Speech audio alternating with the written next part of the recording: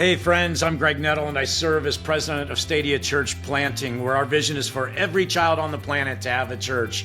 We do this by helping you start thriving, growing, multiplying churches for the next generation. Well, Happy New Year, friends. We're taking a break this week from new episodes, but I want to rebroadcast one of our most download episodes from this past year, episode 67, with my good friend Warren Bird. Warren, he just loves the local church. He's a leader in ECFA, and he really knows what's going on in the heartbeat, the pulse of church planting and church leadership in general. I hope you enjoyed this special encore episode of the Church Planting Podcast. So I'm really excited about this because I've got my longtime friend, Warren Bird, on this episode of the Church Planting Podcast. Warren, welcome to the Church Planting Podcast. Well, I think the world of Stadia and this dialogue in particular, I've been really looking forward to, especially with you, Greg. Well, thanks, Warren. And I read everything that you've put out for years and years. And most recently, a report that came out that's called The New Faces of Church Planting. Tell us a little bit about that. It is the largest ever study of church planters, thanks to Stadia and so many other groups who helped us get out word. 2,700 people connected with church planting at some level, almost all of them church planters, in essence, opened the door. And I gave everybody 15 minutes worth of questions, but they were different questions. Like if you said yes to this, then you got taken down a different route of questions. If you said no to that, you got taken down.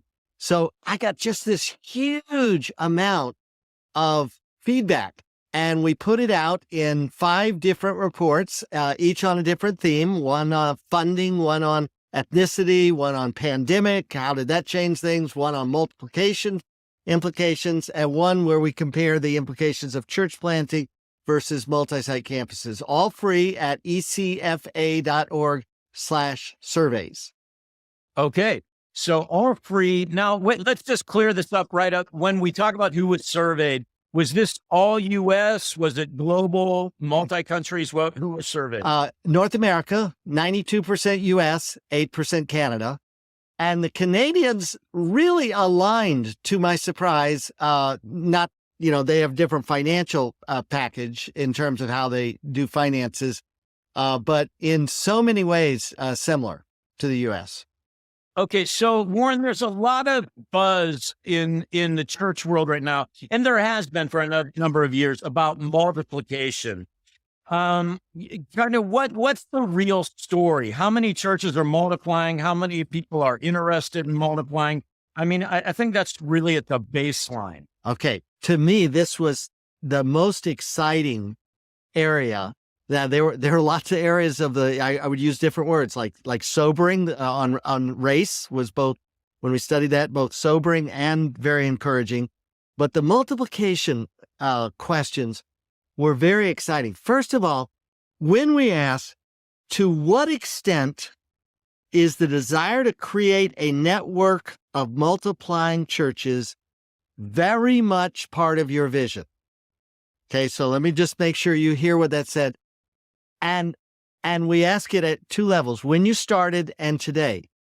And first of all, I was overwhelmed. When they started, 36% of new churches said that's part of our vision from day one. Man, when I planted my first church, my vision, sadly, was to get to the next Sunday and live to tell and not be kicked out of the place that we were renting. And as a result, we did multiply. But wait, there's more, as they say. It increased when we said, so if it was very much part of your vision when you started to multiply, how about today, when you've had a few sobering months or years planting the church, and it rose from 36% to 43%, said, yes, we want to be part of that multiplying future. Wow, that is a sea change. And then, Warren, one of the exciting things is when you and I planted, it really was just kind of a survival kind of thing. But now, I mean, I think about all of the Stadia church plants that I know, the Ark church plants that I know, it's kind of multiplications baked right into the DNA of the new church. We have a church up here in Cleveland, Ohio, a Latina church planter reaching the Hispanic community in Cleveland. And right from day one, bivocational, they've already sent out a couple church planters in the first year of their existence, which that wasn't even on my mind when we were church planting. And I'm seeing that a lot more now. So let me ask you this. It's one thing to have it baked into your vision. Did your results actually, when you actually looked at how many are multiplying, is it bearing out in that way as well? Yeah, that was another pleasant, delightful surprise. We said, so, in your journey, and again, with 2,700 responses, we could slice and dice a lot of ways, one way of which being what year you started. So, those that are 2 years old, those that are 5 years old, those that are 8 years old as a church.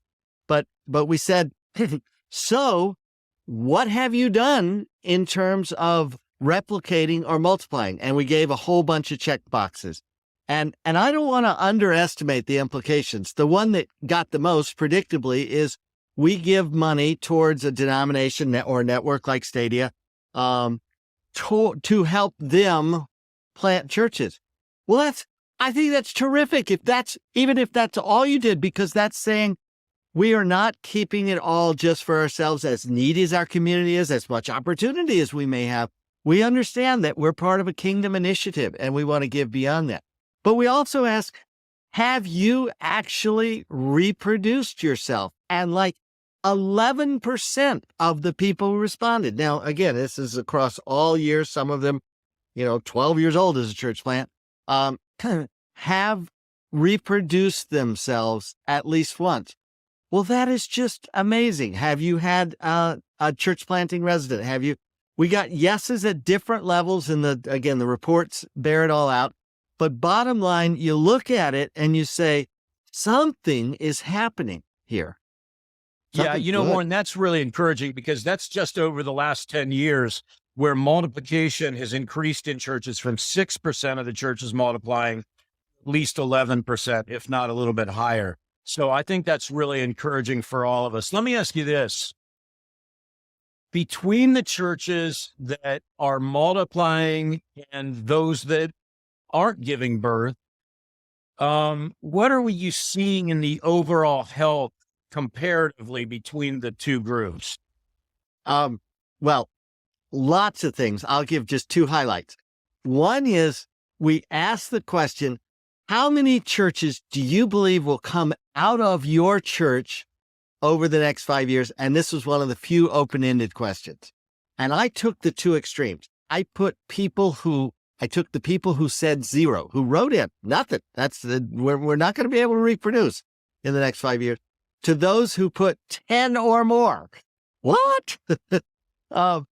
And then I looked at other stats, like when we ask them, so looking at the congregation you have now, how many are new converts, what percentage, versus transfer growth, say, or biological growth, kids. And consistently higher conversion growth among those with higher desire to multiply. Now, is that carrot, which feeds which? All we know is kind of relationship. We don't know cause and effect, but to me, that was fascinating. But let me go a different direction with your question. Before we did the survey, I talked with a bunch of people at Stadia, and then people like Dave Ferguson at Community Christian, who oversees Exponential. And I asked them, help me know, I want to test some things that predict a church's likelihood of multiplication. And I had 12 different standards. And I said, do you do this? Have you done that? And then I divided up the responses between those who have multiplied and those who haven't. And here are the top 3 predictors of churches that multiply. Are you ready? And none of them are rocket science, but you got to do them. Number 1, do you at least annually participate in a group that works towards multiplication. Now, it could be a national thing like Exponential. It could be a regional thing like a Stadia gathering. But are you part of it? In other words, are you hearing preaching on it? Are you sensing that God is up to something in all these other churches doing it, and I need to be part of it? So are you part of a group that is championing multiplication? Number two, do you have goals? Do you have specific goals to say, we believe God is calling us? Have you met, you prayed about it, worked together as a leadership team and said, God willing, this is what we're going to do by this date? Those who have goals were far more likely to actually achieve them. And third, are you as the leader personally developing an apprentice leader at some level? Meaning, I'm developing a board member, a future board member. I'm leading a small group myself and developing a small group leader. I've got a church planting resident at our church. That it could be at any level, but are you personally engaged with apprenticing yourself? The logic being, if the leader's doing it and inevitably talking about it, that's what ripples through the culture and the existence of the ministry.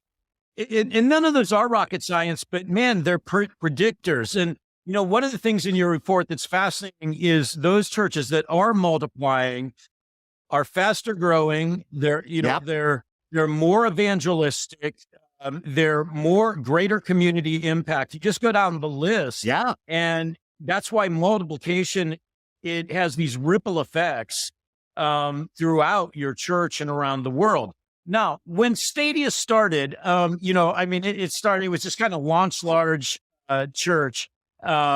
And over the years, we call it multimodality, where you have bivocational planting and house churches and digital and phygital. But one of the things Stadia invested in really pretty heavily in research and development, gosh, Warren, this goes back to about 15 years ago, was the missional movement. And you actually came to River Tree, where I was the senior pastor at the time, and interviewed me and my colleague, Alex Absalom, about what River Tree was doing. But a lot of people thought missional would just be a flash in the pan and then it would be gone. And I argued, no, I think this is going to have long-term effects. What did you see when it comes to missionality in these new studies? So we gave 25 words and we said, check as many as possible for what you regularly use to describe your approach to doing church. And missional was number one. I was very encouraged that either multi-ethnic or multiracial was number two. And again, you can look at the reports and see, I give you a nice little chart and the percentages and all that. But wow, missional is not a flash in the pan. Now, missional may mean different things to different people. Yes. But I so appreciate you alluding to the launch large and multiple modalities. We really tried to fish for that in our church, in our survey.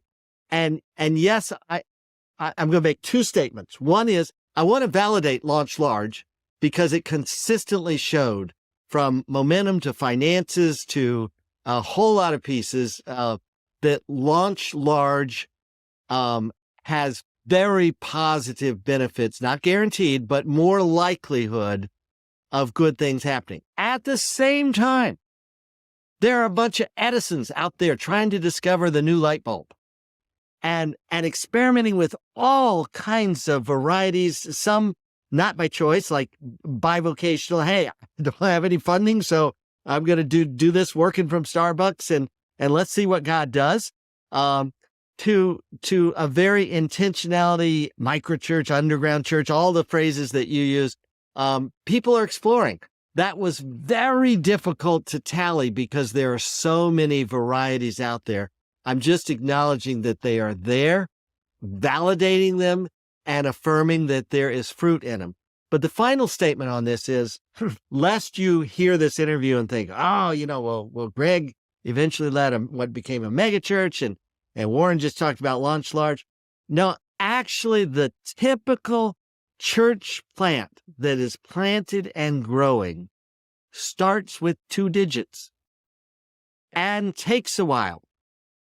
It's not leapfrog growth. It is slow, gradual growth. A rarely straight line, more like a saw, turned sideways where it's jagged, a surge at Easter, a surge at a summer event. We do a surge here, and the ebb and flow, but an ongoing, steady growth of evangelism and discipleship and resulting in people and funding and momentum.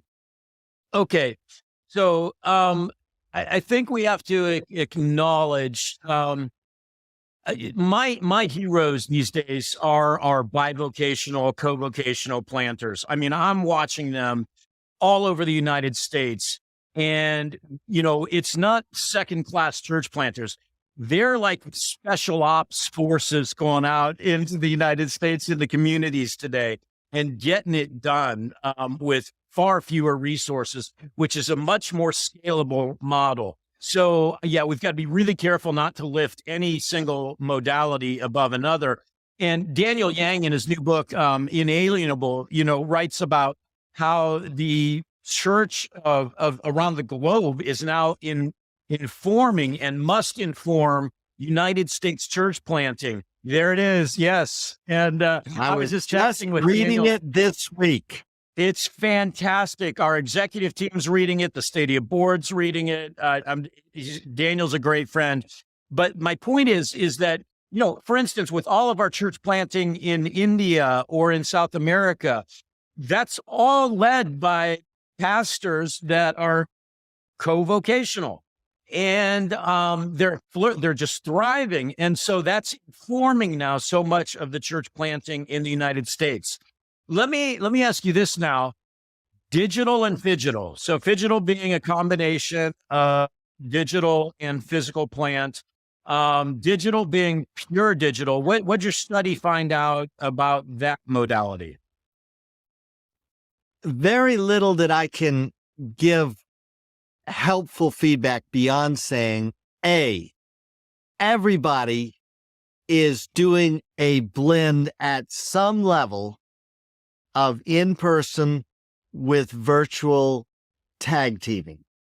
Now, those, of course, that started during the pandemic, many of them started totally virtual, but the vast majority moved to an in-person as soon as law and health would allow. But the exploration of how do we do, like my wife and I just last night were working on an upcoming Bible study, and the church we're lay people at, it's a church plant with the Christian Missionary Alliance, a marriage Bible study, and it's going to be part in person and part virtual because we got young marrieds with kids, and so much easier just to put the kids to bed and not have to get a sitter and do many evenings starting at 8:00. So how do you do discipleship? How do you do outreach in ways that become seamless between the in-person and online? And many Edisons are out there trying to figure it out, but everybody's got some kind of play in it.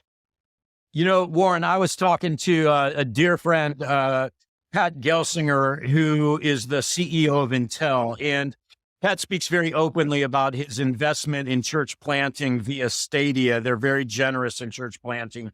And I was talking, I said, so Pat, it's just a couple of months ago, I said, how much should Stadia be investing in research and development for the future of technology in church planting? And as always, he gave me wise counsel. He said, well, you've got to make sure that you're serving your core customers as you are right now, but invest everything you can in the future of technology and church planting. He said, technology is not going away. It's going to continue. And the most fascinating thing that he told me, he said, the way that the smartphone has changed our lives, he said, within 5 years, virtual reality technology will change our lives just as much. Imagine the implications of that for church planting. That is incredible. I remember the jokes of the hologram preacher and was he there in person? But at the same time, I remember my first experience when I was writing an article on multi-site churches, and I went to 3 churches that morning, and then I wrote my notes up that afternoon, and I had to think really hard about the first church I visited. Was the pastor there? Was the preacher, the teacher, there in person or by video? And I thought, if I can't remember, then it's working. And now the 3D and all this other virtual is going to take us to new realms, indeed. Hey, Warren, one of the things that I was most surprised by in the report, and I'd love for you to comment on this, was one of the statements is the younger the church planter, the more likely the church is multiracial. Can you speak to that a little bit? Yes. Okay. Let me just say several. The younger the church planter, the more likely to be growing. The younger the church planter, the more likely to have to be a larger size at their particular point in terms of how many years of life. I just was so thrilled by the clear age difference. First, that you had such a wide range of ages doing church planting, and that's in itself delightful. But how the younger crowd was leading the way. But let's go to multiracial in particular. Yes, that younger are more likely to launch with a multiracial team. Younger are more likely to have a spouse of a different race, which immediately opens the door for the kinds of people drawn to the church and ministered to by the church. The younger the person, the more likely the current makeup of the church is to be multiracial. And this is all fascinating. I also did something. I'm going to put on my sociologist hat for just a second. I asked everybody, tell me the zip code that a lot of your people come from.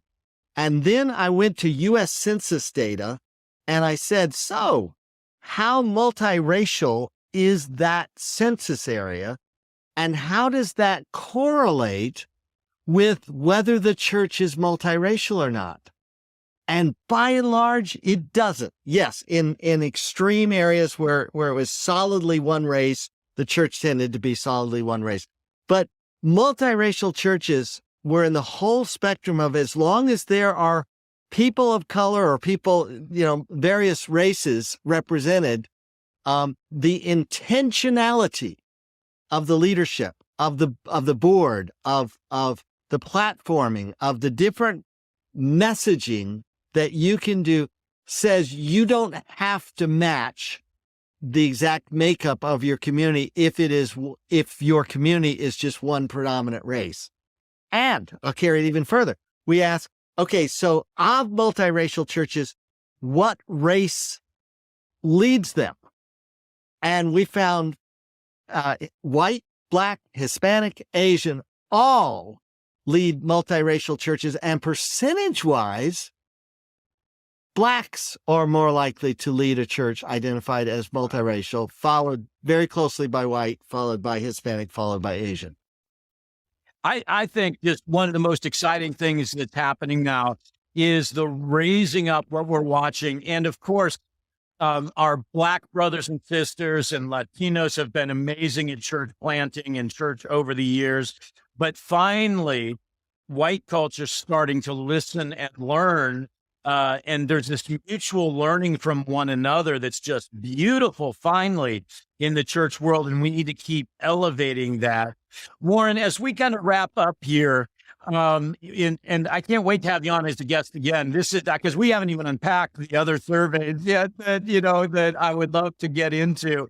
What are you lots of church planners are listening, lots of church leaders, lots of investors in churches and church planting. What would you say to them as we kind of wrap up this episode of the Church Planting Podcast? So the future of America, of Christianity in America, depends heavily on church planters and church planting. Now, let me just unpack that. First, as Lyle Schaller, one of my mentors, said for years, if a denomination or movement wants to decline, it needs to plant 2% or less of its churches. So let's say it has 100 churches. That means it needs to plant 2 or 1 or none per year. If it wants to hold even, it needs to plant 3 out of 100, 3%. If it wants to grow, it needs to plant 4% or more. And very few denominations are doing that to this day. So much of growth comes back to, are we starting new units? Are we finding areas that people have moved to that are underchurched? Are we finding types of populations that are underreached? But second, it's the church planners that are disproportionately innovative, entrepreneurial, experimenting, let's try decentralizing in this way. Let's try this hybrid approach. Let's try this. And they are going to discover patterns that reach this next generation, and the rest of us are going to learn from it. So Greg, you referred earlier about Pat Gelsinger and R&D. Really, the R&D is what's happening out on the field, just as much as what a researcher like me through ECFA, the Evangelical Council for Financial Accountability, where a third of our members are into church planting at some level. Yay! And that's overseas and here in North America.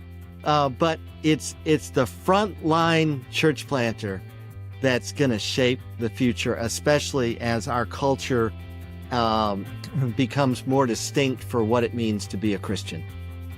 Warren Bird, ECFA, please head to their website, get these free reports. They're doing amazing work throughout the United States and around the world. Warren, thank you so much for all the work you're doing on behalf of Stadia, me personally, for your friendship. So grateful to you, my friend. Count me as one of your biggest cheerleaders, Greg. Thanks for listening to the Church Planting Podcast. The Church Planting Podcast is part of the Stadia Podcast Network. To find more great episodes and to see how Stadia can help you start thriving, growing, multiplying churches for the next generation, be sure to check out stadia.org/podcasts.